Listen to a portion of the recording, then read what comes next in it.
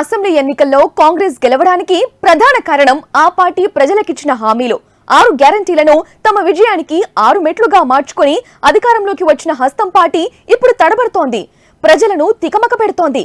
గృహజ్యోతి పథకం కింద 200 యూనిట్ల వరకు ప్రతి ఇంటికి ఉచిత కరెంట్ ఇస్తామని కాంగ్రెస్ ఎన్నికల్లో మేనిఫెస్టోలో చెప్పింది. విముక్తి కలిగేనికే వచ్చే నెల బిల్లు కట్టక 200 యూనిట్లు ఉచితంగా మీ ఇంటి బిల్లు,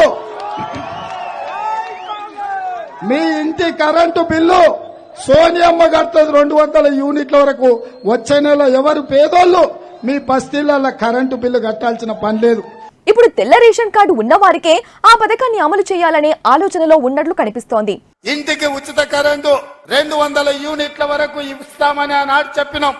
పోయిన సంవత్సరం ఎవరెవరు ఎంతెంత వాళ్ళ ఇంటికి కరెంటు వాడినరో ఆ లెక్క కట్టి ప్రతి ఇంటికి తెల్ల రేషన్ కార్డు ఉన్న వాళ్లకు 200 యూనిట్ల వరకు తొందరలోనే ఉచిత కరెంటు మీ ఇంటికి ఇచ్చే బాధ్యత, మీ కుటుంబాలను ఆదుకునే బాధ్యత మన ప్రభుత్వం తీసుకుంటుంది.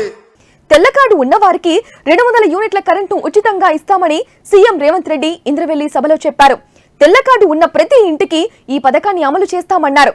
తెల్ల కార్డు ఉన్న వారికి మాత్రమే అమలు చేస్తామని ఆయన స్పష్టంగా బళ్లగుద్ది చెప్పకపోయినా ఉద్దేశం మాత్రం అదేనని భావించాలి.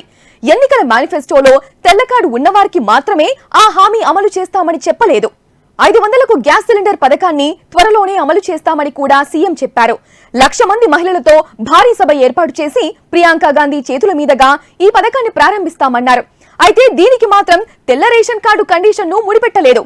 కానీ ఉచిత కరెంటును తెల్ల కార్డున్న వారందరికీ ఇస్తామని చెప్పడంతో 500 సిలిండర్ పథకాన్ని కూడా వారికే అమలు చేస్తారని భావించాల్సి ఉంటుంది.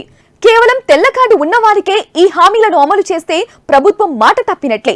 ఎన్నికల హామీ ఇచ్చినప్పుడు తెల్ల కార్డు కండిషన్ ప్రస్తావించకుండా ఇప్పుడు తెరపైకి తీసుకువచ్చి ప్రజలను మోసం చేస్తున్నారని విపక్షాలు ఆరోపిస్తున్నాయి. దీనిపై ప్రభుత్వం స్పష్టత ఇవ్వకపోవడంతో ప్రజల్లో తీవ్ర గందరగోళం నెలకొంది. కర్ణాటక అసెంబ్లీ ఎన్నికల్లోనూ కాంగ్రెస్ 200 యూనిట్ల ఉచిత విద్యుత్ హామీ ఇచ్చింది. ఆ రాష్ట్రంలో తెల్ల కార్డు కండిషన్ లేకుండానే అందరికీ అమలు చేస్తున్నారు. కర్ణాటకలో నివసిస్తున్న ఇతర రాష్ట్రాల ప్రజలు కూడా గృహజ్యోతి పథకానికి అర్హులే. కాంగ్రెస్ ఇదే హామీని తెలంగాణ ఎన్నికల్లో ఇచ్చింది. ఇప్పుడు తెల్ల కార్డు ఉన్నవారికి మాత్రమే ఫ్రీ కరెంట్ అని చెప్పడంతో జనం ఊసురుమంటున్నారు. తెలంగాణలో 7 ఏళ్లుగా కొత్త రేషన్ కార్డులు ఇవ్వలేదు. బీఆర్ఎస్ ప్రభుత్వం అధికారంలోకి వచ్చాక అరకొరగానే మంజూరు చేసింది. రాష్ట్రంలో లక్షలాది మంది నిరుపేదలకు తెల్ల కార్డులు ఇవ్వలేదు. 6 హామీల అమలు కోసం కొత్త రేషన్ కార్డులకు దరఖాస్తు చేసుకోవాలని ప్రభుత్వం చెబుతోంది. కొత్తగా తెల్ల రేషన్ కార్డులు మంజూరు చేసి పేదలకు మాత్రమే ఉచిత కరెంట్ ఇవ్వాలని ప్రభుత్వం ఆలోచిస్తున్నట్లు కనిపిస్తోంది.